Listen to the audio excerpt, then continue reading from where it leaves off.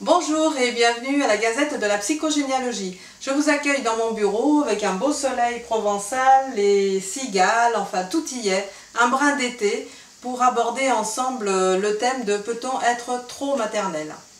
Alors justement, un homme nous a écrit, une fois n'est pas coutume, Mario de Cannes, qui me demande « Ma mère a toujours été envahissante, est-ce toujours le cas chez toutes les mères ?»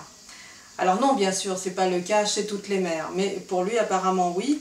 Donc Mario, sachez que pour le premier enfant qui arrive, la nature maternelle peut avoir du mal à se manifester et à se caler.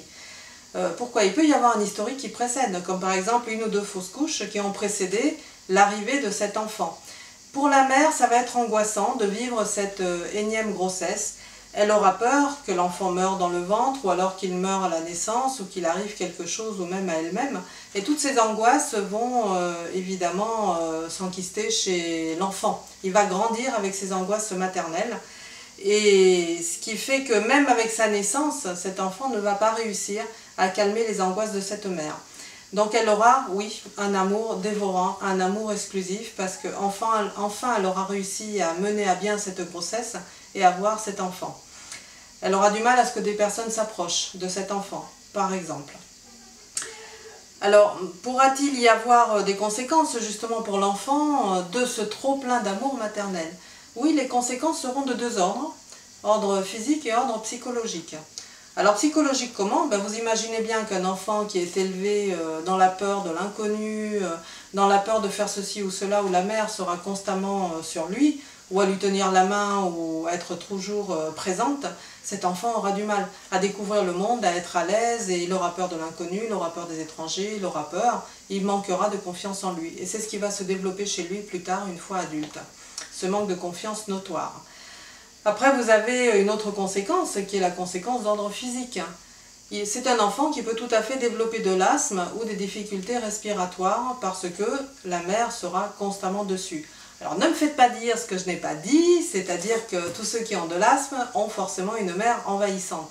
Non, mais les enfants qui ont une mère envahissante et dévorante développent souvent de l'asthme ou des difficultés respiratoires. Donc c'est plutôt dans l'autre sens. Voilà, alors j'avais un exemple, oui, concret à vous soumettre que j'ai connu, une jeune femme de 30 ans dans ma patientèle qui avait eu une petite fille. Et cette petite fille, elle a été élevée avec toutes les peurs de la mère. C'est-à-dire que la mère ne voulait absolument pas que la petite soit contrariée. Donc dès bébé, dès sa naissance, c'est une enfant qui a toujours eu les doigts de la mère dans la bouche, ou alors un biberon, ou alors en tout cas quelque chose. Elle a grandi, il fallait toujours que la bouche soit occupée. Donc le moindre cri, la moindre contrariété, c'était un bonbon, c'était un gâteau, c'était quelque chose à manger. Forcément, l'enfant a grandi avec la compensation alimentaire à ses petites difficultés d'enfance, et elle est devenue obèse. Et chose qui n'arrangeait rien, c'est qu'elle avait une mère envahissante, mais une grand-mère aussi, une arrière-grand-mère pareille.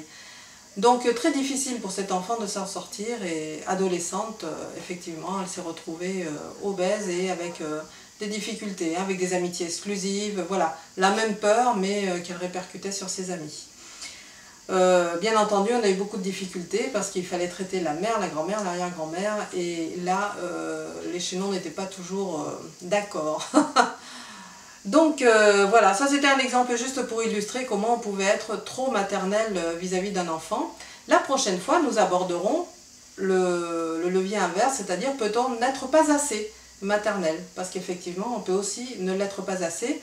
Pour cela, je vais vous demander de m'envoyer vos questions au mail qui va s'afficher, et donc j'y répondrai à la prochaine vidéo. Évidemment, pour le reste, vous pouvez tout à fait vous abonner à ma chaîne YouTube, à ma page Facebook, à ma newsletter dans mon site internet. Vous allez voir tous les liens s'afficher dans la vidéo, mais également dans la description en dessous de la vidéo. Eh bien, je vous remercie pour votre attention, je vous embrasse et je vous dis à la prochaine fois, à la prochaine vidéo pour Peut-on n'être pas assez maternel. Au revoir!